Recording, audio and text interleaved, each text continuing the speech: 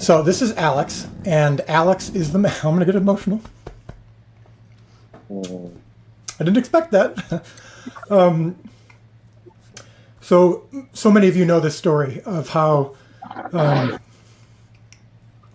when I was at my lowest point of my career, when my previous movie had failed, and my wife and I were home alone and praying and crying, and really I didn't know what was next in my life. And God spoke to my wife very powerfully and clearly about the story of the feeding of the 5,000, and the phrase "I do impossible math," and that sustained us for that day, but we didn't really know what it meant, and we weren't sure what the future held.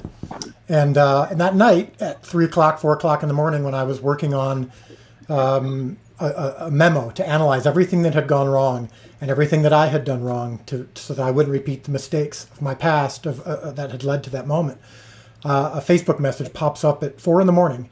And Alex and I have never met. This is actually the first time we've ever spoken verbally. He's at an airport in Chicago right now. He's about to leave in just a few moments, and he didn't say hi. He didn't say hello. We're just Facebook friends. We've talked maybe once a year. All it said was, "Remember, gosh, I guess I'm really tired. Your job is not to feed the 5,000. Your job is just to provide the loaves and fish." And I remember I said, "What are you doing up this late?" He said, "I'm in Romania on a different time zone." And I said, "I just need to ask, why did you say that?" Because he had no idea, of course, that all day long that story from the Gospels had been what we'd been talking about. And I said, "Well, why did you tell me that?" And he goes, "Oh, that wasn't me. God just wanted me to share that with you." So I just wanted you to meet Alex. And Alex, I just want to ask you real quickly, can you tell your part of that story? What was it? Because I think this is really beneficial for all of us.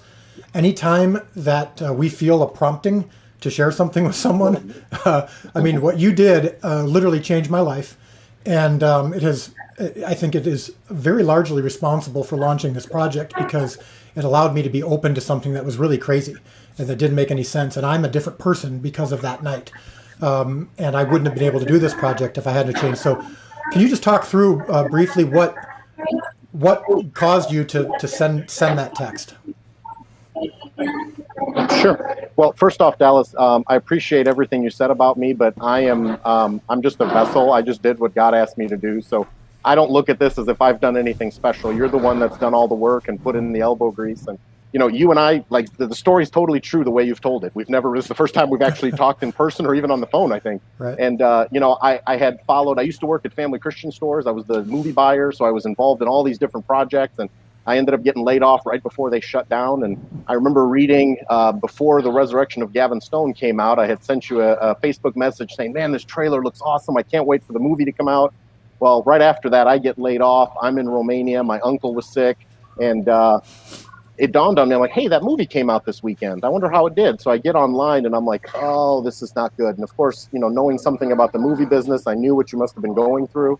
And I'm kind of agonizing the whole time. I'm like, "Man, this is terrible." And my mom and I are actually walking to the grocery store, because that's what you do in a foreign country.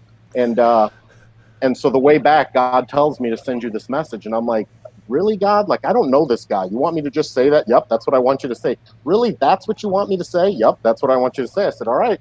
So there you go. I sent it, and I'm thinking, oh, well, I have no idea. And literally, 2 seconds later, your message pops back. And I mean, it was just incredible for me to just know that, hey, this wasn't anything I did, but it was God working through me to impact the world literally through this project, which hats off to you guys, Dallas, for the work that you guys have done with this. That phrase, I'm sure it's not the first time something like that has ever been uttered. That concept is not necessarily, it's not like Alex invented that concept, but following that prompting to tell me that has, I think, changed many people's lives, because it changed my life, and my story and my life has been poured out through The Chosen in a way that I never would have done otherwise. So, Alex, why don't you share what you're doing now? Because I think you're someone who is a role model for myself and for many others, in that you serve God all over the world. So talk real quickly about what you're doing in Ukraine.